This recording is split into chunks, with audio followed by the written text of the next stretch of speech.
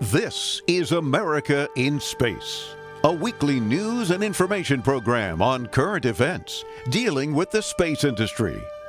From the Washington News Bureau, here is your host, Rick Potlock. Welcome to another edition of America in Space. In this episode, we'll be doing a year in review with NASA.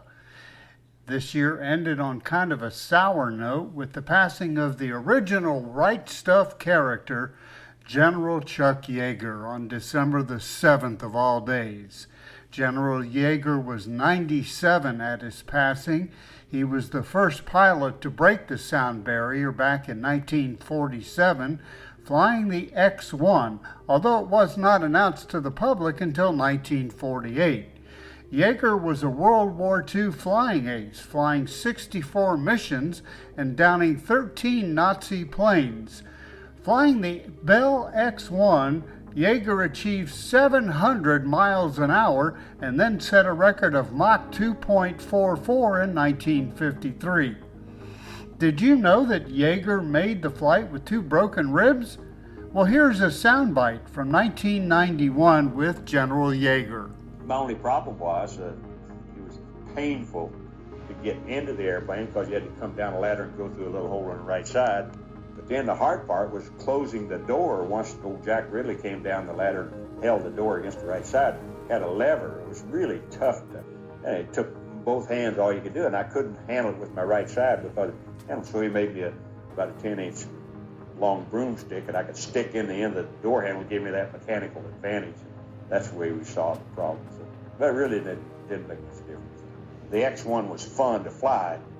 That's the way we looked at it because it was very interesting. See, you're doing research flying. You're doing things and solving problems that no one else has ever been able to solve. So it was interesting to see all these things come along, running out of elevator. I knew, all the engineers said, gee, what's going on, And then flying with the flying tail, it was something new. And it turned out pretty good, really. And actually, you really don't think about the outcome of any kind of a flight, whether it's combat or any other kinds of flights, because you really have no control over it. And that's the way I looked at the X-1. You don't worry about the outcome, obviously. You concentrate on what you're doing to do the best job you can to stay out of a serious situation. And that's the way the X-1 was. When we got it above Mach 1 without it flying apart, you can laughingly say now, well, I was disappointed because it didn't blow up. But that's not true. You're a little bit surprised that things didn't fly apart because it's the way you've been sort of thinking. But when it didn't, you're relieved. NASA had a banner year in 2020 despite the pandemic overshadowing things. The space station saw the arrival of astronauts from American spacecrafts launched from the Kennedy Space Center as not one, but 2 launches courtesy of the private company SpaceX. Copy. Bob, Doug, on behalf of the entire SpaceX team, it's been a huge honor to help you get ready for today's historic mission. Know that we're with you, have an amazing flight, and enjoy those views of our beautiful planet. Thanks, Jay. It is absolutely our honor to be part of this huge effort to get the United States back in the launch business. We'll talk to you for more of it. Thank you. 10, 9, 8, 7, 6, 5, 4, 3, 2, 1, 0. Ignition. Liftoff of the Falcon 9 and Crew Dragon. Go NASA, go SpaceX, Godspeed, Spot and Doug. America has launched. So rises a new era of American spaceflight, and with it the ambitions of a new generation continuing the dream. 20 seconds into flight, stage 1 propulsion is nominal. The partnership with SpaceX and soon from Boeing, they'll both be part of the Commercial Crew program. Boeing, through its Starliner program, plans for next year, while SpaceX has already sent the previously mentioned 2 flights to the ISS. NASA successfully launched the Mars 2020 rover Perseverance toward the Red Planet, along with its onboard helicopter Ingenuity, and they're getting ready for a February 2021 landing. There we go. We're ready to go liftoff this morning, Joshua.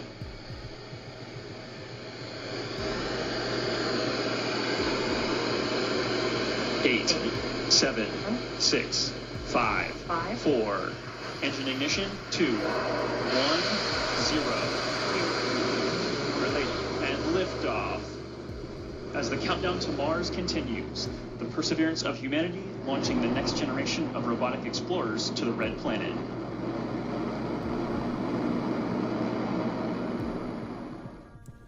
NASA also identified its priorities for the Artemis 3 mission this year, which will launch the first woman and the next man to the moon in 2024. Among those priorities are the establishment of a moon base at the moon's south pole, where the potential resources will help maximize the science value of having humans on the lunar surface for the first time since 1972. 2020 was also the first time that 2 women completed a spacewalk and also completed a complicated repair to the International Space Station. Astronauts Jessica Meir and Christina Koch completed the history-making walk back in October. Here is Jessica Meir and Jim Bridenstine. Just coming out here and doing our job today, we were the crew that was tasked with this assignment. At the same time, we recognize that it is a historic achievement. And we do, of course, want to give credit to all of those that came before us. There have been a long line of female scientists, explorers, engineers, and astronauts. And we have followed in their footsteps to get us where we are today. Go women!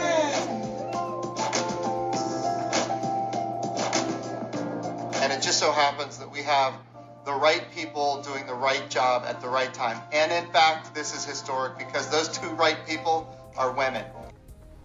NASA made history by landing a spacecraft on an asteroid, collecting particles and sending them back to Earth for study. And on December the 6th, those particles were returned to Earth for study by NASA astrobiologists.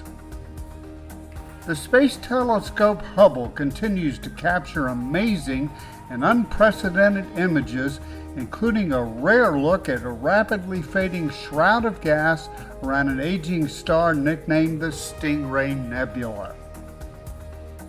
NASA also celebrated the 50th anniversary of several Apollo missions to the moon, including Apollo 12 and 14, and the ill-fated but successful return to Earth of Apollo 13. Here is Jim Lovell. The day before the launch, the tank was filled up with liquid oxygen. At that time, the tank was a bomb waiting to go off. 200,000 miles from space on April 13th, Schweikert threw a switch to turn on the heater a little bit to get oxygen, and the tank blew.